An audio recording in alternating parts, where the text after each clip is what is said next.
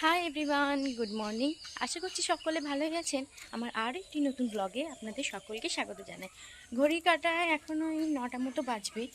9টা না বাজলেও 8:30 তো বাজবে। তো আজকে তো আমাদের এই বাড়িতে তাঁত পুজো আছে, মাদের তো হচ্ছে আনন্দ ওষুধ, তো মারা তো করবে না, সেই জন্য আমি আজকে ওদের পুজোটা করে দেবো। তো তার জন্য এখন আসছি বেলপাতা আনতে। আমার তো স্নানও করা হয়ে গেছে, কিন্তু মাথা কিছু আনা যায়নি। আর এই যে একটা শাড়ি পরেছি, শাড়িটা কেমন লাগছে অবশ্যই জানাবেন। চলুন বেলপাতাটা নিয়ে, এই যে বেলপাতা নিয়ে চলে এসেছি। এরপরে আবার ফুল তুলবো বাড়ি গিয়ে। সব তিনটে তিনটে করে বেলপাতা নিয়েছি। আর আমাদের এইদিকে রাস্তার যে অবস্থা, সব ড্রেন থেকে মাটি তুলেছে আর রাস্তার মধ্যেই ফেলে দিয়েছে। আমাদের এইদিকে পৌরসভার ব্যবস্থা প্রচণ্ড খারাপ। ড্রেন থেকে তুলবে তো, কিন্তু তারপর আর এইগুলো এখানেই পড়ে থাকবে। এই যে মানে এই যে এখন যাই, তারপর আবার ফুল তুলতে হবে। আগের দিন রাত্রিবেলা যখন আমি ঘুমিয়েছিলাম তখন বারবার করে ভেবেছিলাম যে আজকে অনেকটা সকাল করে উঠব, কিন্তু আগের দিন রাত্রে সোনা বাবা একদমই ঘুমায়নি। বাড়িতে যেটুকু সময়ও ঘুমায় ও ওই বাড়িতে সেইটুকু সময়ও কিন্তু আমাকে ঘুমাতে দেয়নি। সেই জন্য আমি আর সকাল সকাল উঠতেও পারিনি। আর যেহেতু ওটা বাবার বাড়ি, সেই জন্য মা সকালবেলাতেই কিন্তু বাবুকে আমার কাছ থেকে নিয়ে নিয়েছিল আর বলেছিল তো একটু ঘুমা। আমি প্রায় 7:30টার মতো উঠেছিলাম। তারপরে উঠেই কিন্তু স্নান করে আর বাবুর যে ছোট ছোট জামা কাপড়গুলো কাচাকুচো ছিল সেগুলো কাচাকুচো করে নিয়েছিলাম। আর তৃতীয় পঞ্চমীতে তো আমরা দ্বিতীয় পঞ্চমীতেও তো কোনো সার্ফ ব্যবহার করিনি, তো তৃতীয় পঞ্চমীতেও নিশ্চয়ই ব্যবহার করতে নেই। সেই জন্য আমি আর কোনো সার্ফ সাবান কিছু দিয়েই ধুইনি। তো সেই জন্য তাড়াতাড়ি হয়ে গিয়েছিল। আর সোনা বাবা একটুখানি পটিও করেছিল, সেটাও পরিষ্কার করে দিয়েছি, কিন্তু রেখে দিয়েছি ওটা কালকে। আর একটু ডেটল আর একটুখানি সার্ফ দিয়ে ভালো করে কেচে তারপর কিন্তু আবার ব্যবহার করব। আর এইদিকে আমার কথা বলতে বলতে পুজো জোগাড়টাও হয়ে গেল। পুজো জোগাড় বলতে তেমন কিছু আয়োজন করা হয়নি বটে, ওই শশা কলা আর মন্ডা এটাই দেয়, কিন্তু আরও ফল দিলে হয়। কিন্তু মারা যেহেতু ছুঁতে পারবে না, সেই জন্য মা বললো ছোটো বাচ্চা নিয়ে তোকে কাটাকুটো কিছু করতে হবে না, পুজো দিতে হয় তো সেই পুজোর মতো করেই থাকবে। আমার মা আমার প্রতি মানে অনেক রাগ করেছে। এই দেখো আমার মা। মা তুমি রাগ করেছ না? না, তাহলে পরে বেশি বক বক না করে আমাকে চুপচাপ বলো কি করতে হবে। এই সোনাটাকে নাও, আর তুই মাথা জায়গা সিঁদুর পরগা দিয়ে ওই ঠাকুরের ওই মাকাটিটা দাও। ক্যামেরার কি জোর মাইরি, সত্যি ক্যামেরা যখন করলাম তখন পকাটা বন্ধ হয়ে গেল। যেই ক্যামেরাটা অফ করে দেবো আবার বক বক বক বক বক বক বক বক করবে।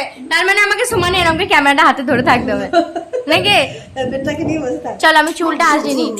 এইদিকে তো আমার পুজো জোগাড়টা করা হয়েই গেছে। তারপরে মা ওইদিকে মুড়ি খাবারের জন্য তরকারিও বসিয়ে দিয়েছে। তো আমার আর কোনো কাজ আপাতত নেই, সেই জন্য ভাবলাম যে মাথাটা আঁচড়িয়ে সিঁদুর পরে নিই। পুজো তো আজ করতে আসবে, তার আগে মাথাটা আঁচড়ে একটু সিঁদুরটা না পরলে কেমন একটা খালি খালি লাগে। তো সেই জন্য প্রথমেই কিন্তু সোনা বাবাকে তো মা নিয়েই আছে সকাল থেকে, তো আসতে চাইছিল আমার কাছে। আমি বললাম যে আগে মাথাটা আঁচড়ে সিঁদুরটা পরে নিই, তারপরে আমি তোমাকে নেবো বাবা। তো ও তো হাসছিল, মায়ের কাছে খেলা করছিল, সেই জন্য অতটা কিছু কান্নাকাটি করেনি। সেই জন্যই বরঞ্চ আমি ওকে না নিয়ে মাথাটা আঁচড়াতে পারছি। যদি কান্নাকাটি করতো তখন তো আমাকে নিতেই হতো, তাই না? তো এইদিকে আমি মাথাটা আঁচড়ে নিচ্ছি। আর এই যে আমার চুলের জট, আমার এই চুলের জটগুলো ছাড়াতে আমার এত কষ্ট লাগে, আর যা পরিমাণে আমার চুল ওঠে যে কি বলবো। কিন্তু কিছু করার নেই, আমাকে মাথাটা আঁচড়াতেও হবে। আমি আবার চুলটা কাটতেও পারছি না। তো তারপরে ব্রাহ্মণকে ডাকতে গিয়েছিলাম, আর এদিকে আমার এসে পুজোটাও করিয়ে দিয়ে গেছে। তো এদিকে পুজোটা হওয়ার পর যে প্রসাদটা ছিল, সেই প্রসাদটা সোনা বাবার কিন্তু কলা ছিল, তো ব্রাহ্মণেও একটা কলা দিয়ে গেছে। তো ওই কলাটাই সোনা বাবাকে একটু করে খাওয়াচ্ছিলাম। হাম হাম করে কলাটা খেয়ে নাও দেখি। এইখানে এখন আছে, তো এটাই দেবো, কাঁঠালি কলা। দেখি আরেকটুখানি খাই নাকি দেখি। বেশ আমি দিচ্ছি না।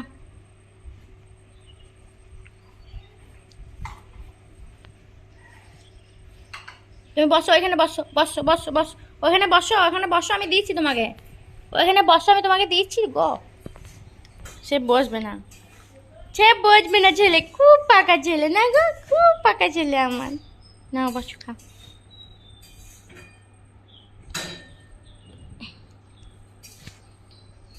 এই যে দাঁড়িয়েছে। মা তো আজকে মুড়ি খাবারের নিরামিষই করেছিল, আর আজকে সারাটা দিন নিরামিষই খাবার খাওয়া হবে। তো এদিকে মা করেছিল যে কাবড়ি ছোলা, সেই যে সোনা বাবার মামা ভাতের কাবড়ি ছোলা করা হয়েছিল, তো সেখানে ছোলা ছিল, তো সেই ছোলা দিয়ে আলু দিয়ে একটা তরকারি করা হয়েছে, পটল ছিল। এই তরকারিটাই মাকে বলেছিলাম একটু বেশি করে নিতে, যাতে দুপুরবেলাতেও খাওয়া হয়ে যায়। দুপুরবেলাতে আবার আলাদা করে একটা নিরামিষি তরকারি করা সত্যি একটু কষ্টকরই বটে। তো সেই জন্য বললাম যে আর করতে হবে না, ওই একটা তরকারি করে দাও, আবার তো ডাল করতে হবে, আরও অন্যান্য রান্না আছে, কেননা কিছু কিছু জিনিস আজকে খেতে হয়। তো তারপরে তো বড় মা একটু নিরামিষি ঘুগনি করেছিল, সেই ঘুগনিটাও দিয়ে গেছে, ওই যে ছোটো বাটিতে রাখা আছে। পুজো টুজো তো হয়ে গেল, খাওয়া দাওয়া হয়ে গেল, এবার মা বেটাতে মিলে একটু ঘুরতে যাবো পাশের বাড়িতে, বড়মাদের বাড়িতে একটুখানি বসবো গিয়ে।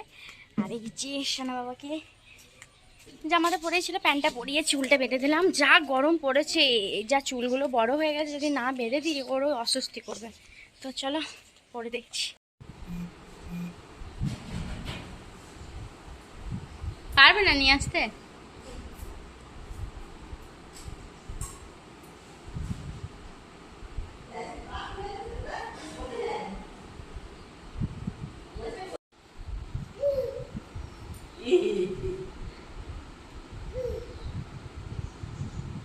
এই যা, শুধু ঘরেই চলে যাচ্ছে গো।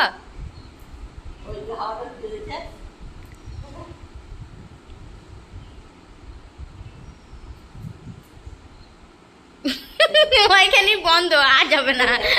বর্মাদের বাড়িতে গিয়ে তো সোনা বাবা অনেকটা খোলামেলা জায়গা পেয়ে গেছে, পরিষ্কার পরিচ্ছন্ন, যেখানে সোনা বাবাকে আরাম করে একটু খেলাধুলা করাতে পারি। তো সোনা বাবার বলটা যেটা নিয়ে গিয়েছিলাম খেলার জন্য, সেই বলটা কিন্তু বারবার ঘরের মধ্যে ঢুকে যাচ্ছিলো, আর ঘরের মধ্যে জেঠু ছিল, তো ও একটু জেঠুকে না একটু ভয় ভয় পাচ্ছিল। অচেনা মানুষ তো, সমস্ত মানুষকে অতটা ভয় পায় না, কিন্তু পুরুষ মানুষদের ও একটুখানি বেশিই ভয় পায়। তারপরে তো এসে একটুখানি আমি আর সোনা বাবা ঘুমিয়েছিলাম, ঘুম থেকে উঠে মা বড় জাগে খেয়ে নে তারপরে আবার ঘুমাবি, তো সেই জন্য আমি ঘুম থেকে উঠে আগে ভাতটাই খেয়ে নিলাম, মুখটা ধুয়ে এসেছিলাম। তো আজকে একদম বাটি মাটি আর ভালো লাগছিল না, খুব বিরক্ত লাগছিল। আর ঘুম থেকে উঠে খাওয়ার কথা বললে না একটু বিরক্তই লাগে আমার, কি আর করব, ভাতটাও তো খেতে হবে। তো সেই জন্য আমি বললাম মা যেটা আছে সেটাই নিয়ে চলে এসো, আর আলাদা করে কোনো বাটি ঘুটি লাগাতে হবে না। তো আজকে রান্না করা হয়েছিল হচ্ছে নোটের শাক ভাজা, মুগের ডাল, আমরা চাটনি, আর ওই যে কাবড়ি ছোলা দিয়ে আলু দিয়ে তরকারি ছিল ওটাই। তো আমি তো সোনা বাবাকে আগে খাইয়ে দিয়েছিলাম, কিন্তু সোনা বাবা বেশিরভাগ দেখেছি যখন আমরা খেতে বসবো তখন কিন্তু খেতে বেশি ভালোবাসে।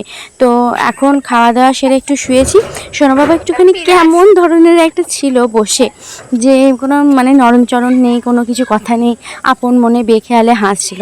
তো তারপরেই তো এদিকে আমি বাসনগুলো মেজে নিচ্ছিলাম, বাসনগুলো অনেক দিন তো আমি এই বাড়ি এসেছি প্রায় 3 দিন হবে, আসার পর থেকে কিন্তু একদমই কোনো কিছুতে হাত দিইনি। তো সেক্ষেত্রে আমি বললাম যে তুমি সোনা বাবাকে নিয়ে আমি বাসন কটা মেজে নিচ্ছি। বাসন কটা মাজার পর একটুখানি মাথাটা আজে নিয়েছিলাম, তারপরে মায়ের সঙ্গে একটুখানি বেরিয়েছিলাম। আমি তো এই বাড়িতে এলে পরে বাড়ি থেকে অতটা বের হই না, কেননা আমার অতটা ভালো লাগে না বের হতে। আর আজকে যেহেতু শাড়ি পরে আছি, তো সেই জন্য ভাবলাম একটু বেরোই, বেরিয়ে টেরিয়ে এসে সন্ধ্যাবেলায় এই যে আমাদের একটা নিয়ম আছে, এই রকমভাবে আজকে ধোঁয়া দিতে হয়। ওই যে পাশে 3টে ধূপকাঠি রাখা আছে, ধূপকাঠি না আজকে আমাদের দিতে নেই, কিন্তু আমি ভুলবশত জ্বালিয়ে ফেলেছিলাম, তারপরে নিভিয়ে আবার ওইখানেই রেখে দিয়েছি। আর আজকে এরকমভাবে কিন্তু ধোঁয়া আমাদের গোটা বাড়ি, ঠাকুরতলা যত জায়গা আছে সমস্ত জায়গাতে কিন্তু ওই ধোঁয়াটা দেখাতে হয়।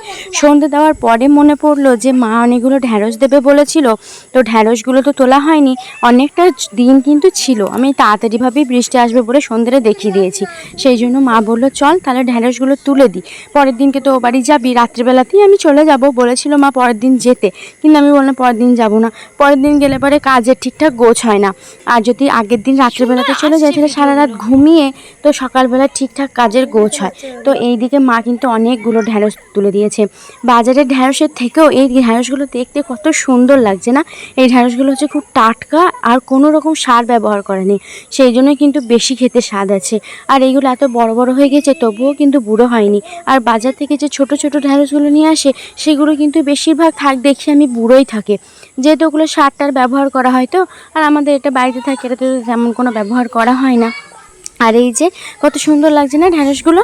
আর এইদিকে সন্ধ্যাবেলাতে একটু দুধ চা করলাম, দুধ চা খেতে না আমার অসাধারণ লাগে, বিশ্বাস করুন, মানে দুধ চা হচ্ছে আমার প্রাণ। লিকার চাটা তো খাই না বললেই চলে, কিন্তু দুধ চা যদি হয় আমি তো আরামসে 1 মগ ঢেলে নেবো।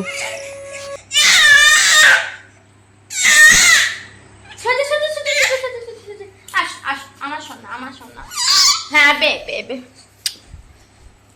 এই তো আমার সোনা না গো। বসে আছে।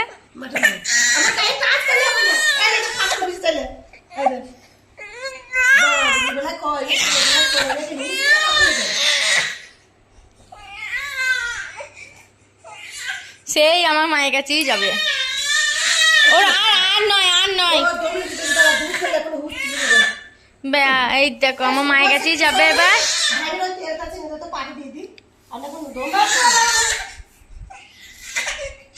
না গো, কোলে নেবো না গো, তুমি আমার সোনা।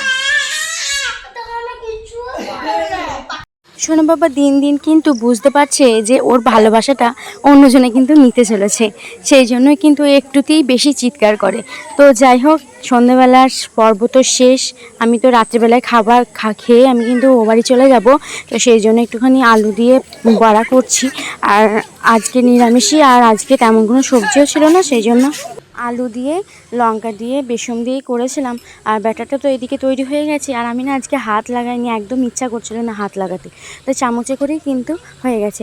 একটা কথা প্রথমে বলে রাখি, আজকে কিন্তু আমি ভয়েসটা হচ্ছে রাস্তায় ঘুরতে ঘুরতে দিচ্ছি, কেননা রাস্তার মধ্যেই দিতে হচ্ছে, বাড়িতে তো লোকজন আছে, তো ওখানে চিৎকার চেঁচামেচি হবে।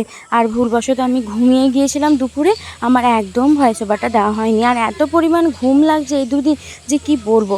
তো চলুন এখন আমি এগুলো ভাজি, তারপর তো খাবার দাবার খাবো, ছোটো ওইদিকে আসবে, তারপর কিন্তু আমরা বাড়ি চলে যাব। এই যে দেখুন কি সুন্দর লাল লাল হয়েছে না। চলুন আজকের মতো এখানে ভিডিওটা শেষ করছি, দেখা হচ্ছে পরে কোনো ভিডিওতে।